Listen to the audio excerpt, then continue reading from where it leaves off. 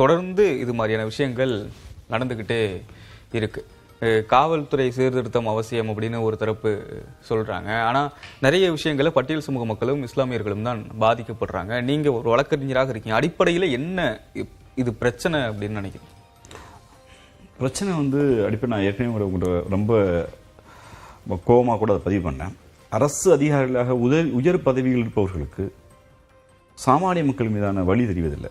ஏன்னா ஒரு ஒரு பொலிட்டிக்கல் கட்சினா அந்த கட்சிக்கு ஒரு கொள்கை இருக்கும், கோட்பாடு இருக்கும். நாங்கள் இந்த கொள்கையை பேசுகிறோம், இது எங்கள் மொழிக் கொள்கை, இது எங்கள் இடஒதுக்கீடு கொள்கை, எங்கள் மாநில கொள்கை, மனித உரிமை கொள்கைன்னு நான் பேசுவோம். அதை மக்கள் மன்றத்தில் பேசுவோம், மக்கள் வாக்களிப்பாங்க.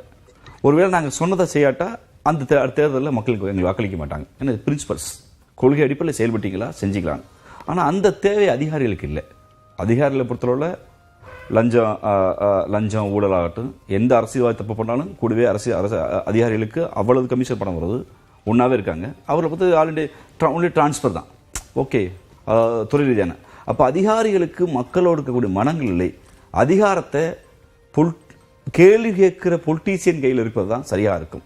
கேள்வியே கேட்க முடியாத எல்லையில்லா அதிகாரத்தை ஆல் இண்டியா சர்வீஸுங்கிற இங்கே IAS IPS கையில் குவிந்திருப்பது ஒரு எதச்சரியாரத்தை உண்டு செய்யுது. இங்கேயுமே 3 வார்டன் நம்ம சொல்கிறோம், 3 வார்டன் தாண்டி ஜெயிலுக்கு போச்சான்னு தெரில, ஜெயிலு மாவட்ட சிறைத்துறை அதிகாரிக்கு போச்சான்னு தெரில. இங்கே சிறைத்துறைக்கு பொறுப்பேற்றவர்கள் கொடுத்து எந்த பதிலும் இல்லை. அப்பாவிகளை சிக்க வைக்கிறாங்க. இன்னொன்று அண்ணன் அதாவது பல நிகழ்வுகள் இந்த வழக்குகள் ஒரு நிமிஷம் வந்துடுறேன். முன்னேற்றம்னா சொல்கிறாங்க. முன்னேற்றம் என்பது மக்கள் ஒவ்வொரு முறையும் போராடித்தான் பெற்றிருக்காங்க இந்த வழக்கிலையும் கூட. ஆனால் நீங்கள் சொல்கிற இந்த ரிஃபார்ம் குறித்து காவல்துறையுடைய இதயம் என்பது இன்னும் அது புறையோடித்தான் கிடக்கிறது. கலைஞர் சொன்னார் காவல்துறையோட ஈரல் அழுகி இருக்கு அப்படின்னு சொல்லிட்டு 2018 மு.க. ஸ்டாலின் அவர்கள் சொன்னார். இன்னும் அது தொடருது. நான் இன்னும் சொல்றேன், எங்க ஆட்சியா இருந்தாலும் நாங்கள் சொல்லித்தான். என்னன்னா இது அதாவது அதிகார திமிர் கொண்டு இருக்கு. இங்கே ஒரு நாவல் இருக்கும், ஒரு காவல்துறை அதிகாரி எப்படி வருவார்னு மரியாதைக்குரிய சாபாலம் நினைக்கிறேன், சோழகர் தொட்டியில் அதில் எழுதுவார். இரவு சூப்பாலிஸ் போட்டுட்டு காய வச்சுருவாங்க, காலையில் எடுத்து போடுவாங்க. அந்த நீட்னஸ்க்கு வேலை கஞ்சி போட்டு சட்டையை போட்டுட்டா எதுக்கு எங்கள் அப்பா அம்மாலாம் தெரியாது. ரூல் ஆர்டர்லேயே அந்த ஆர்டருங்க தான். அந்த ஆர்டரில் கொஞ்சம் இதயத்தோடும் இருக்க வேண்டும் என்று தான் நம்மளுடைய விருப்பம். அங்கே ப்ராஸ் அண்ட் காஸ் அந்த மக்களுடைய சூழல் என்ன? நீங்கள் சொன்னீங்களே, ஒடுக்கப்பட்ட சிறுபான்மை மக்கள் பாதிக்கப்படுறாங்க. நீ யார்? Who are you? இங்கே அன்டச்சபிலிட்டி இங்கே கொண்டு நிறுத்துறது. நீ யார்? மைனாரிட்டி. நீ யார்? அங்கே அந்த கேள்வி இருக்குல்ல, இந்த கேள்வி அதிகார மட்டத்தில் இருந்து கொண்டே இருக்கிறது. இதை எதிர்த்து நாம் எவ்வளவுதான் அரசியலர்கள் போராடினாலும், நந்தகுமார் சாரின் சேர்த்தே சொல்கிறேன், உங்களையும் சேர்த்தே சொல்கிறேன், போராடினாலும் அதிகார மட்டத்தில் இருக்கிற அரசு அதிகாரிகள் இது மாறுவதாகவே தெரியலை. இதற்கு ஒரு மிகப்பெரிய அமைப்புகளை பொலிட்டீசியன் எங்களை உட்பட, எங்கள் அமைப்பு உட்பட எல்லாரும் சேர்ந்து தான் போராட வேண்டியது இருக்குது. ஏன்னா அதிகாரத்தில் புறையோடி இருக்கிற அதிகாரிகள் புறையோடி இருக்கிற லஞ்சம், அவருடைய அதிகார திமிர், அவருடைய அதிகார உச்சம், இதையும் சேர்த்து கேள்வி கேட்க வேண்டிய இடத்துக்கு நாம் எல்லோரும் இருக்கிறோம். அதுதான் இந்த காவல்துறை மரணங்கள் அரசியலுடைய இதெல்லாம் நான் காட்டுதான் நான் பார்க்குறேன். ஓகே, இறுதி கருத்தை எடுத்துக்கிறேன். நந்தகுமார் சார், உங்களுடைய இறுதி கருத்தை பதிவு செய்யலாம். இல்லை, இதில் 2 ரிஃபார்ம்ஸ் கொண்டு வரணும்னு நினைக்கிறேன் அங்கேஷ். ஒன்று ராஜீவ்காந்தி சொன்ன மாதிரி போலீஸ் ரிஃபார்ம், 2வது ஜெயில் ரிஃபார்ம்.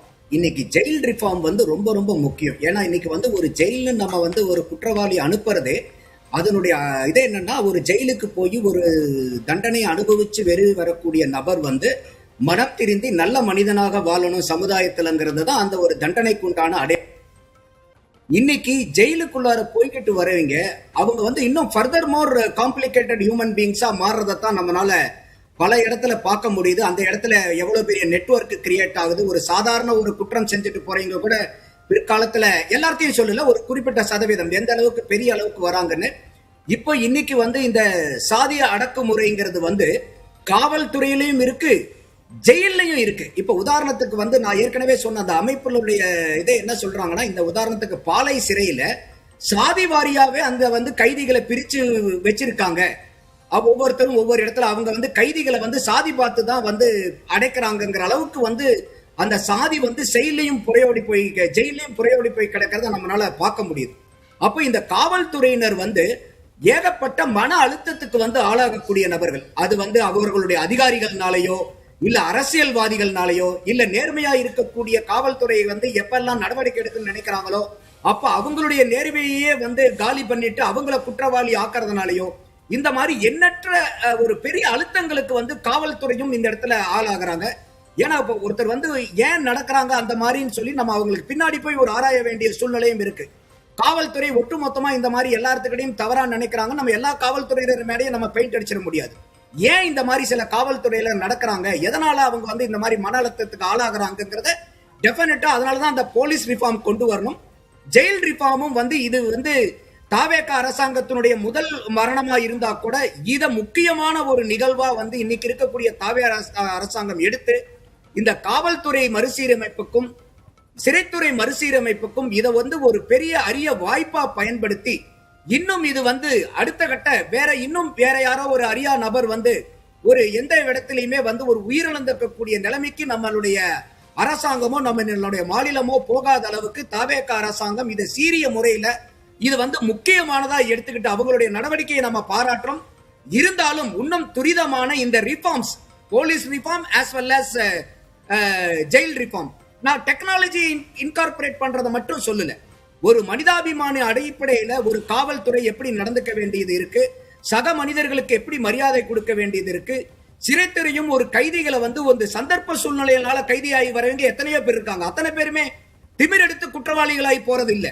சந்தர்ப்ப சூழ்நிலைகள் அடிப்படையில, சந்தேகத்தின் அடிப்படையில, அவங்களுடைய குற்றமின்மை அவங்களால நிரூபிக்க முடியாத சூழ்நிலையில இந்த மாதிரி பல பேர் இருக்காங்க. அதனாலதான் ஒரு சினிமா பாட்டு வரும் பாருங்க, உள்ள பேன அத்தனை பேரும் குற்றவாளி இல்லைங்க, வெளியே உள்ள அத்தனை பேரும் புத்தன் காந்தி இல்லைங்கன்னு இருக்கும். அந்த மாதிரி மக்களை சீர்தூக்கி பார்த்து காவல்துறையாகட்டும் சிறைத்துறையாகட்டும் அந்த மாதிரி ஒரு தவறான வழியில போகக்கூடிய மனிதர்களை திருத்தி நல்வழிப்படுத்தி அவங்கள நார்மல் ஹியூமன் பீயிங்களுடைய வாழ்க்கையில கொண்டாந்து அந்த ட்ராக்ல விடுற வேலையை தான் சிறைத்துறை, நீதித்துறை, காவல்துறை இந்த 3 துறையும் செய்யணும். அதற்கு உண்டான ரிஃபார்ம்ஸ் ஆக்ஷன்ஸை வந்து அரசாங்கங்கள் எடுக்கணுங்கிறது என்னுடைய பார்வையா வைக்கிறேன். நன்றி நன்றி நன்றி சார். இருவரும் விரிவான பார்வையை முன் வச்சுங்க. இருவருக்கும் நன்றி, நேயர்களுக்கும் நன்றி.